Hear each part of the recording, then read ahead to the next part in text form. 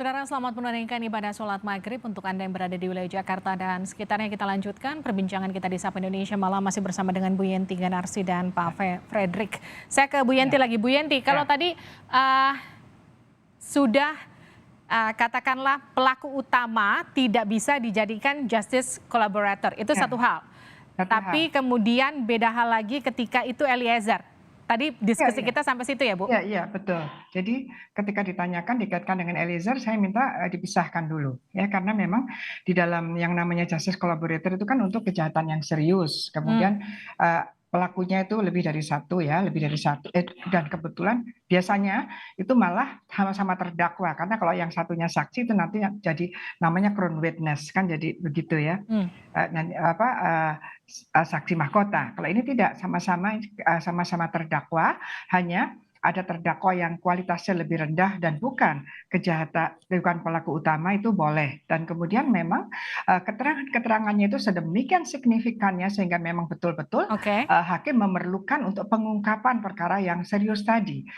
340 pembunuhan dalam KUHP adalah kejahatan yang sangat serius untuk KUHP. Ya, walaupun kita punya konvensi ada 17 tindak pidana yang namanya serious crime. Tapi kita juga punya seriusnya KUHP dan itu sangat serius. Jadi satu memang bukan tindak pidana, bukan pelaku utama. Nah, nanti kalau kita berbicara pelaku utama, nanti mungkin kita akan berbicara siapa sih yang sebetulnya mempunyai kepentingan betul untuk agar Yosua meninggal dalam hal ini. Itu adalah pelaku utama yang mempunyai keinginan, siapa yang punya keinginan dan keuntungan agar Yosua meninggal. Nah, masalah yang melakukan orang lain itu nanti dulu gitu. Nanti kita akan lihat gitu. Bu, izin saya potong. Artinya gini, pelaku utama tidak melulu harus dia yang membunuh.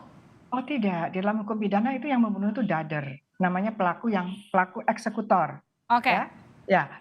Karena di dalam pasal 55 itu disebut sebagai pelaku adalah termasuk intellectual actor yang mungkin sama sekali tidak melakukan, tetapi dia ya yang sangat signifikan menimbulkan kematian orang lain. Itu yang paling penting. Nah, nanti orang-orang yang melaksanakan itu baru kita lihat apakah dia dibujuk, apakah dia disuruh atau mau bareng-bareng sama dia. Nah, itu kan ada teorinya. Di pasal 55, 56 itu malah pembantuan. Jadi 55 ini dalam hal pembunuhan kan dalam KUHP. Jadi ada juga sih 56, tetapi kalau di luar KUHP penyertaan 56 itu malah dinaikkan ke atas semuanya. Jadi begitu, iya. Saya ke Pak Fredrik, Bu Yenti. Pak Fredrik, tadi ada beberapa pernyataan dari ahli. Di antaranya pelaku utama tidak layak jadi justice collaborator. Tadi udah kita bahas sama Bu Yenti. Ada juga pernyataan soal pelaku yang sering berbohong. Itu juga tidak pantas jadi GC. Sebagai kuasa hukumnya, apa respon Anda?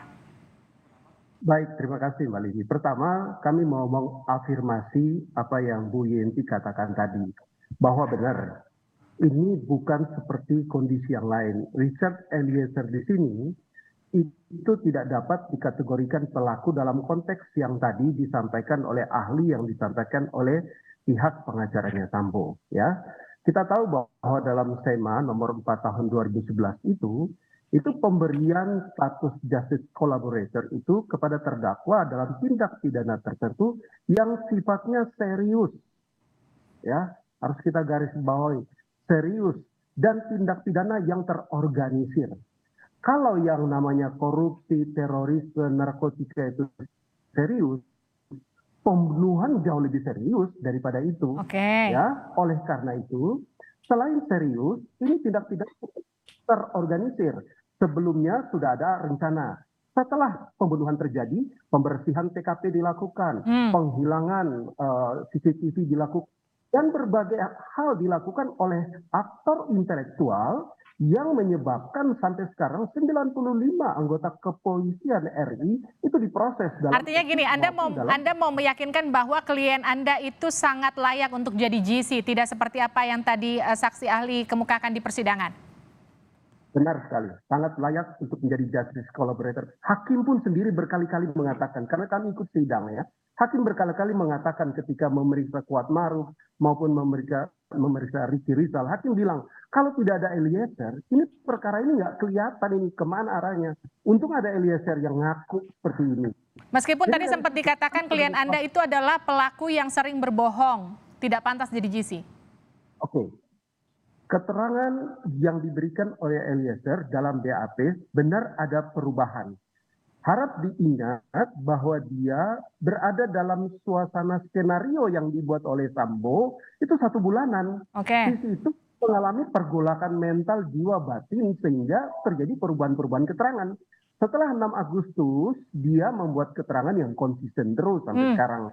Jadi kami melihat ini adalah upaya-upaya dari pihak Sambo maupun kuasa hukumnya untuk mendiskreditkan kapasitas dari klien kami, Eliezer. Saya juga mau ke Bu Yenti lagi soal poin penting tadi yang diungkap di persidangan oleh saksi ahli soal kalau nggak tahu, nggak lihat, kebetulan ada di lokasi dan juga waktu yang salah, itu seharusnya tidak bisa ditempatkan sebagai terdakwa 340, Bu Yenti. Bagaimana Anda melihat ini? Ya, kalau itu memang tidak ada kaitannya sama sekali, dia di tempat yang salah, paling-paling dia jadi saksi, kan gitu ya. Ini kaitannya dengan Bu Putri ya? Iya, kan itu kasuisis sekali gitu ya. Apalagi ya kalau saya lihat, apalagi disampaikan oleh mereka bahwa sebetulnya yang pemicu adanya pembunuhan 340 atau nanti kalau ada apa-apa kan 338, tapi sepertinya sih enggak ya.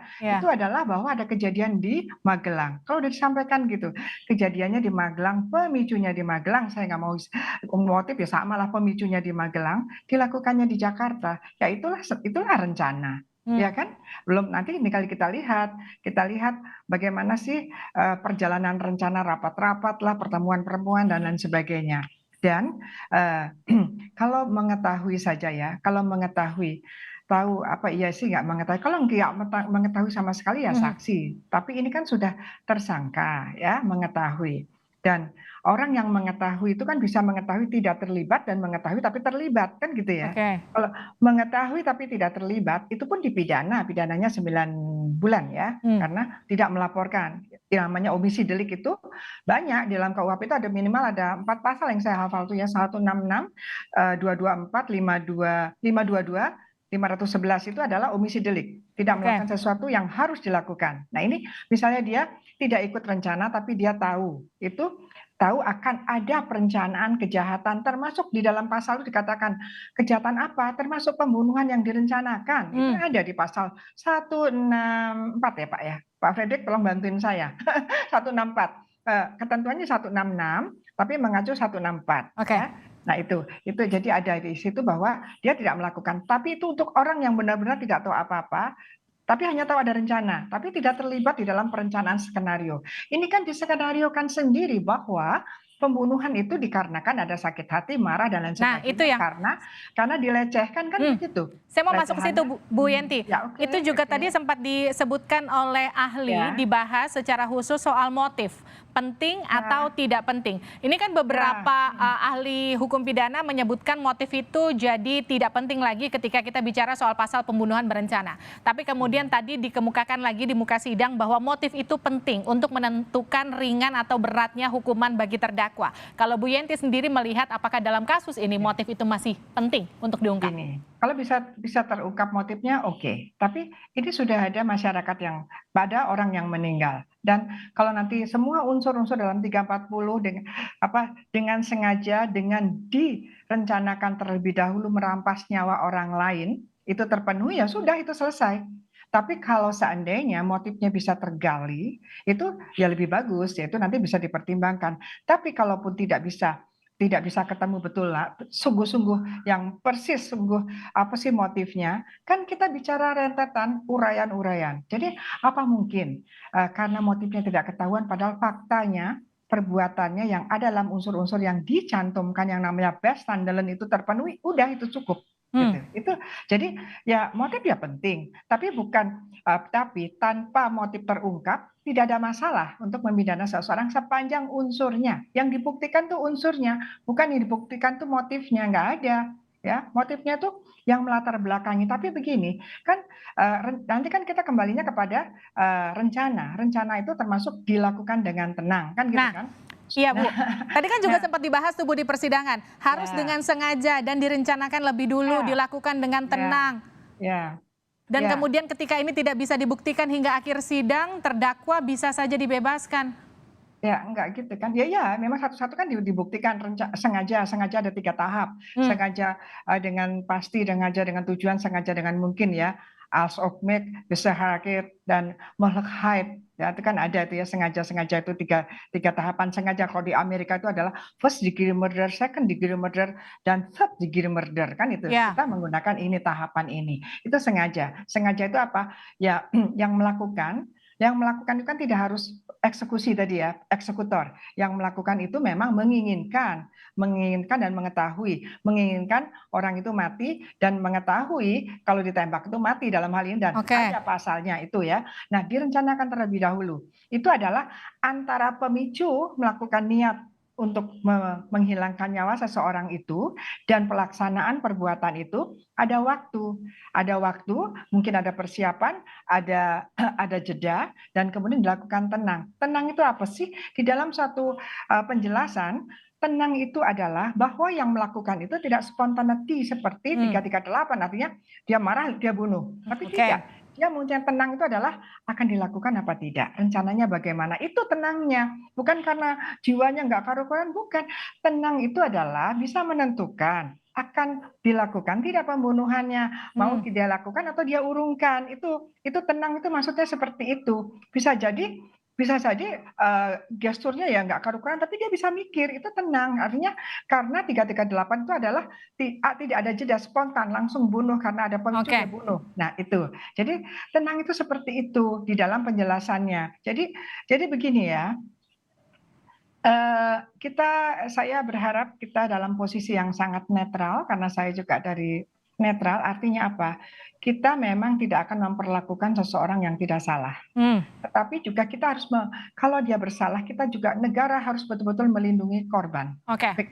Apalagi ini kejahatan yang sangat serius, yang mana ada relasi kuasa. Ini sangat kompleks, sehingga pendekatannya pun harus komprehensif. Gitu. Saya ke Pak Frederick. Pak Frederick, siapa saksi yang akan dihadirkan besok? Kami belum bisa menyebutkan nama, tapi saya mau tanggapi sedikit tentang. Baik, silakan tanggapi dulu. Atau motif. Singkat saja ya Pak. Oke. Profesor Mustafa, ahli kriminologi, mengatakan bahwa motif itu seringkali membuat keliru malah. Profesor Mustafa menilai dari peristiwa sebelum dan setelah kejadian. Sebelum ada peristiwa dugaan pelecehan. Setelah terjadi penembakan, kemudian yang dilakukan pembersihan TKP, penghilangan CCTV, dan seterusnya yang membuat sulit penyidik untuk melakukan penyelidikan. Dari situ saja cukup untuk disimpulkan terjadinya perencanaan. Jadi tanpa terlalu memusingkan membahas motif, penjelasan dari Profesor Mustafa menurut saya sangat kredibel. Oke, artinya sebetulnya menurut Anda sudah bisa dibuktikan bahwa ada unsur perencanaan di sana yang memenuhi kriteria 340 begitu seharusnya ya? Benar sekali. Dan kalau mengenai Eliezer, even dari JPU menghadirkan saksi ahli dari JPU pun mengatakan bahwa Eliezer itu dalam kategori orang yang diperalat gitu. Ya, jadi orang yang diperalat tidak dapat dimintakan pertanggungjawaban pidana. Jadi apa yang tadi Ibu Yenti bilang itu benar sekali. Baik, terima kasih telah bergabung bersama kami Pak Frederick, kuasa hukum dari Richard Eliezer. Terima kasih juga pakar hukum pidana Yenti Ganarsi. Bu Yenti, terima kasih Bu Yenti.